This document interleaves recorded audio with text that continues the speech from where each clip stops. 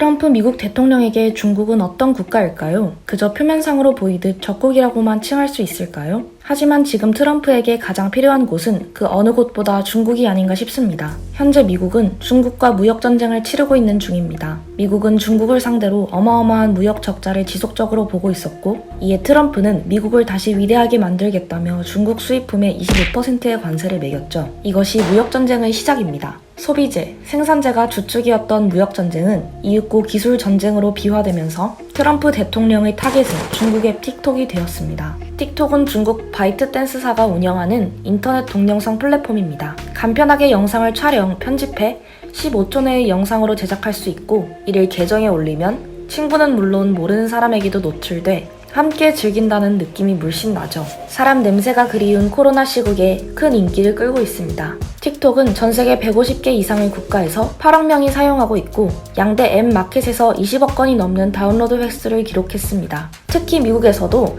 1억 3천만 명 이상이 내려받았고, 하루 활성 이용자는 8천만 명에 달합니다. 이렇게 승승장구하는 중국의 앱을 트럼프가 곱게 볼 리가 없죠. 중국과의 치열한 무역전쟁이 진행되고 있는 현 상황에 틱톡이 미국의 돈을 쓸어가는 모습은 그에게 더 없는 불쾌함이니까요. 트럼프는 틱톡의 사용을 금지하는 행정처분을 내리겠다고 으름장을 놓습니다. 트럼프의 이런 으름장은 경제적인 것만은 아닙니다. 자칫 이런 행동은 치졸해 보일 수 있기 때문이죠. 트럼프는 틱톡이 미국 국가안보에 커다란 위협을 가하고 있다는 명분도 내세웠습니다. 중국의 사이버 보안법은 중국의 기업들이 기업의 자료를 중국 본토에 저장해야 하며, 이를 정부의 요청이 있으면 제출해야 한다는 법입니다. 틱톡의 모기업인 바이트댄스는 중국 기업이기 때문에 해당 법을 따르면 국민들이 틱톡을 이용하면서 제공한 개인정보를 모조리 중국에 넘길 수 있는 소지가 있죠. 트럼프의 엄포에 틱톡은 미국 시장에서 쫓겨나는 신세가 됐습니다. 그러나 사용자 1억이 넘는 이 큰 시장을 쉽게 버리기란 너무나 아쉬웠죠. 틱톡은 결국 미국 시장에서 살아남기 위해 미국 사업 부분 매각이라는 패를 꺼내듭니다.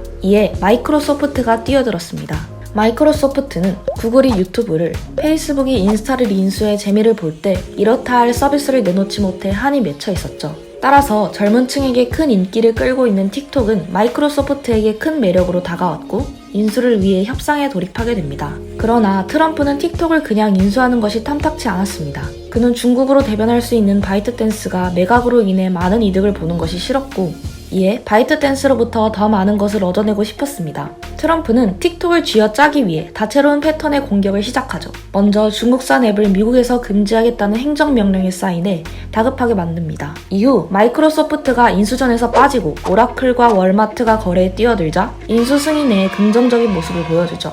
그러다 금지 시한인 20일이 다가올수록 틱톡 거래가 마음에 들지 않는다, 예정대로 20일부터 금지한다고 언론에 인터뷰해 극한의 밀고 당기기로 틱톡을 당금질합니다. 이런 정신 차리기 힘든 공격에 결국 틱톡은 본사를 미국으로 두는 틱톡 글로벌을 설립하여 2만 5천 개의 신규 일자리, 미국인 1억 명의 개인정보 유출 원천 차단, 50억 달러 규모의 교육기금 출연하기로 합니다. 이에 트럼프는 환상적인 합의가 될 것이라며 자축했죠. 이렇게 끝났으면 트럼프에게 아주 해피엔딩이었을 겁니다.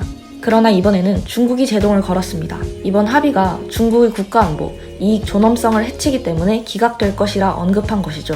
순간 트럼프의 도깨비 방망이가 될 줄 알았던 틱톡은 다시 내용물을 모르는 박이 되어버렸습니다. 트럼프의 협상 패턴을 살펴보면 매번 이런 식으로 흘러갑니다. 이해관계가 상충되는 상대와 협상을 진행할 때 미국이라는 초강대국을 등에 업고 강압적인 태도와 조건을 내밀어 협상을 진행하려 들죠. 이에 상대는 당연히 주춤하는 모습을 보이게 되는데, 이때 늘 환상적인 결과가 나올 것이라며 한 박자 빠른 샴페인을 터뜨립니다. 하지만 강압으로 진행된 협상이 제대로 될 리가 없습니다. 결과는 항상 이런저런 변수가 생기면서 흐지부지 되는 경우가 많죠.